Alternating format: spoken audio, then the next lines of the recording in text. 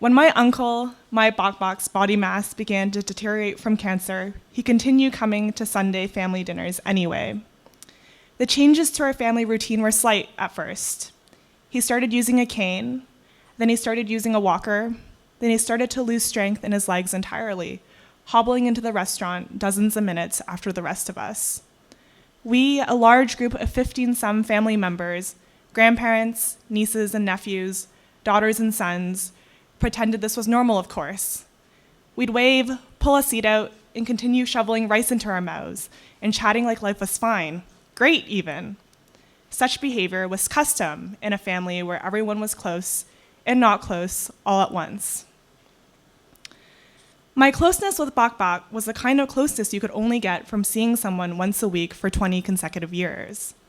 The kind of closeness you get when you sit beside the same person at the dinner table every time your family gets together.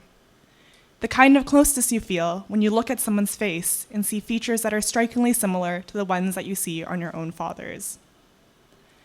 The not closeness is the kind of not closeness that comes from a language barrier. The sense of not closeness that is cultivated by a family who doesn't talk openly about their problems, about their feelings. The sense of not closeness that metastasizes when you're part of a family that pretends nothing is wrong, when things are in fact very, very wrong. One day, as I hugged him goodbye after dinner, his entire body collapsed on mine. I supported his weight, and nobody but the two of us could tell.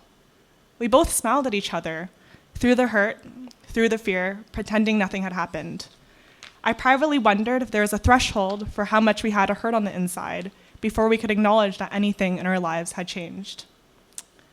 But I tried. I tried to alter the nature of our interactions in small and subtle ways. I suggested to my parents that we make a scrapbook of memories as a Christmas gift, while Bokbok would still be able to appreciate it. They told me no, quickly and in hushed voices. They didn't give an explanation, but I knew what they were thinking. Such an action would be a subtle nod to his leaving the world. It would acknowledge the worst. It would be a bad omen. So instead, near the end, we would just visit him at his house. Skin and bones disguised in oversized jeans and polo shirts that had once properly fit him. And then we would leave, my grandparents optimistically saying, "He looks much better this time compared to last." I hated their naive optimism. I hated every minute of those visits, but also clung to them desperately, wondering if each interaction would be my last. I'll never forget the last visit. He was barely there, in and out of consciousness, eyelids fluttering open and shut. But at the time, I hadn't thought it would be the last. My mom had just been diagnosed with cancer too, so it was hard to be fully present. We had to compartmentalize our worries. We pretended things were normal, looking at photos of my sister's new puppy on an iPhone. My aunt, his wife, the sweetest lady, treated it like a regular visit, offering us refrigerated Cokes and cheerfully talking about the past week with my uncle as if death was not around the corner. I didn't understand. How did she do it?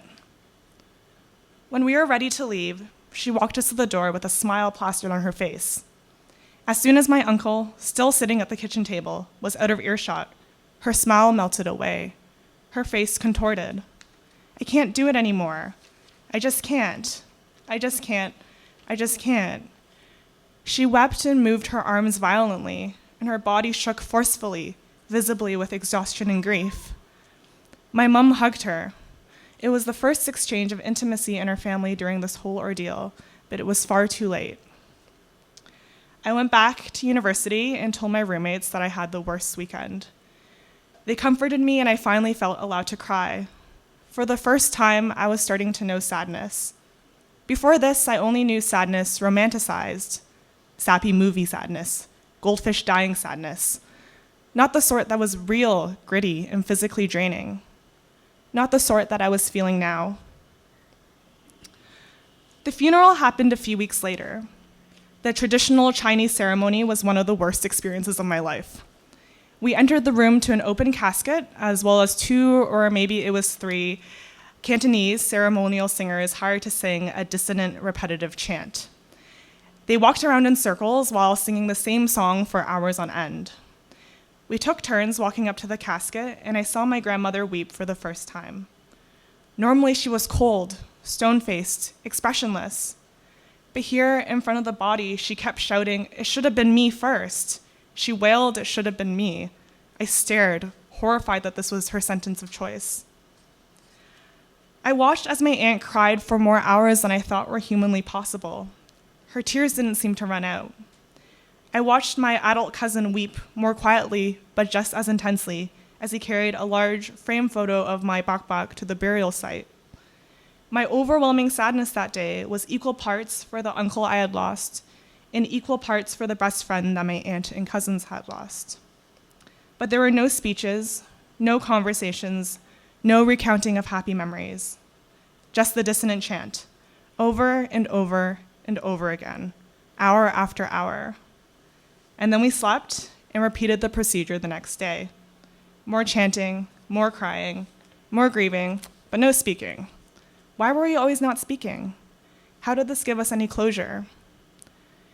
And because I was simultaneously close and not close with my uncle, close and not close with my extended family, I continued to feel uneasy for months, years after the funeral.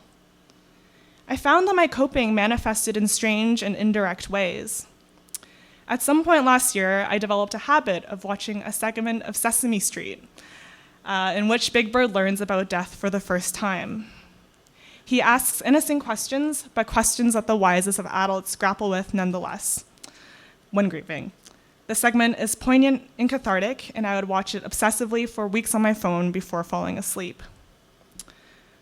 There's a point in the video where Big Bird finally grasps that his friend, Mr. Hooper, has died and won't come back.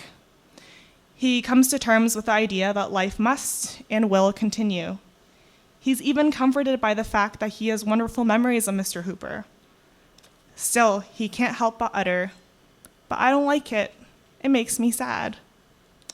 Me too, Big Bird. It makes me sad too.